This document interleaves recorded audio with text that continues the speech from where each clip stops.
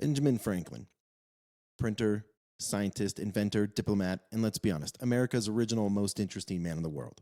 He wasn't a president, but he's on a $100 bill. He didn't come from wealth, but he ended up partying with kings in France. And he wrote maxims about frugality while ordering enough wine to fill a cellar. Franklin was the founding father who did everything. He gave us wisdom in pamphlets, spark from a lightning rod, and an allegiance with France when we needed it the most. If Washington was America's backbone, then Jefferson its pen, and Franklin was its wit. Sharp enough to charm Europe, clever enough to keep a revolution alive. Welcome to our republic. When in the course of human events it becomes necessary for one people to dissolve the political bands that sailors and airmen of the Allied Expeditionary Force. Well, I think it's time we ask ourselves if we still know the freedoms that were intended for us by the founding fathers.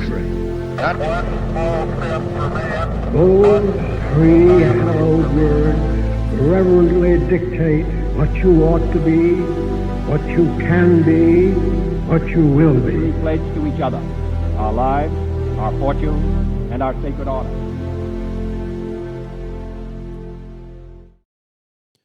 Born in Boston in 1706, Franklin was the 15th of 17 kids.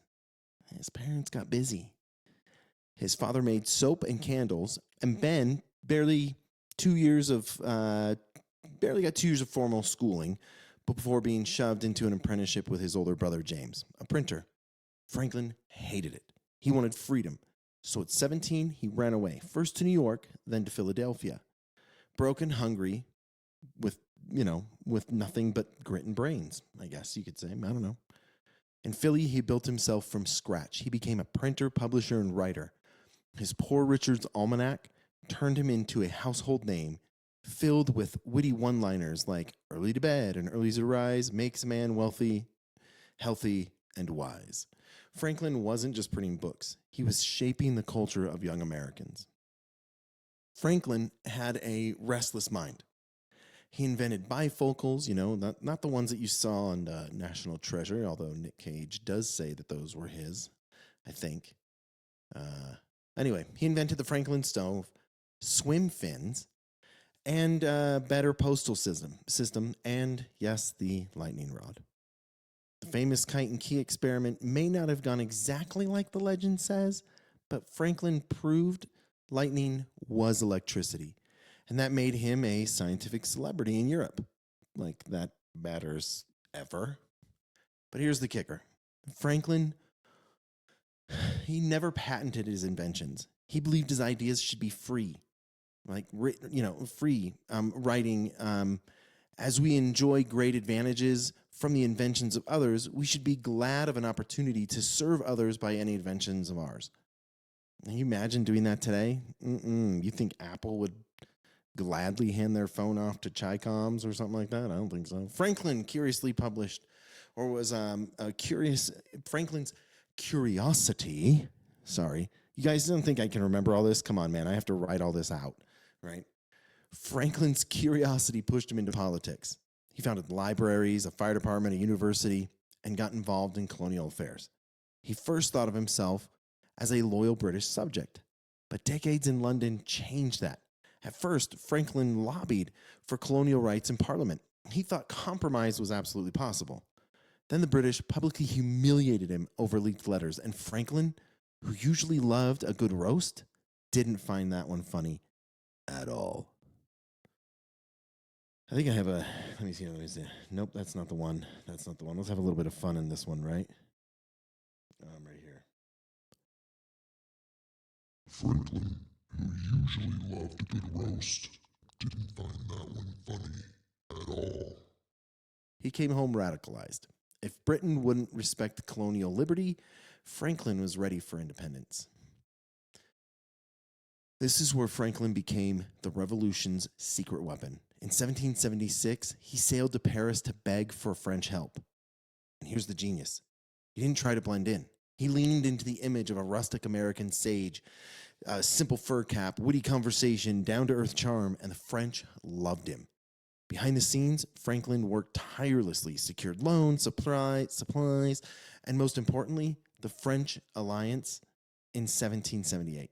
Without Franklin charming Paris, the revolution might have died broken alone.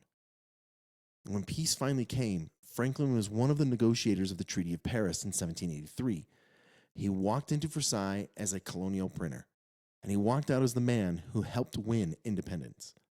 By the 1780s, Franklin was old, ill, and suffering from gout, but he wasn't done. At 81, he carried into the Continental Convention, or the Constitutional Convention, in Philadelphia. He rarely spoke, but when he did, everyone listened. His pragmatism helped push the delegates towards compromise. Franklin supported the Constitution, even with its flaws, saying, "I consent to this Constitution because I expect no better, and because I am not sure that it is not the best." Not exactly soaring rhetoric, but vintage Franklin, right? Practical, witty, realistic. Let me read that again. "I consent to this Constitution because I expect no better, but because I am not sure that it is not the best."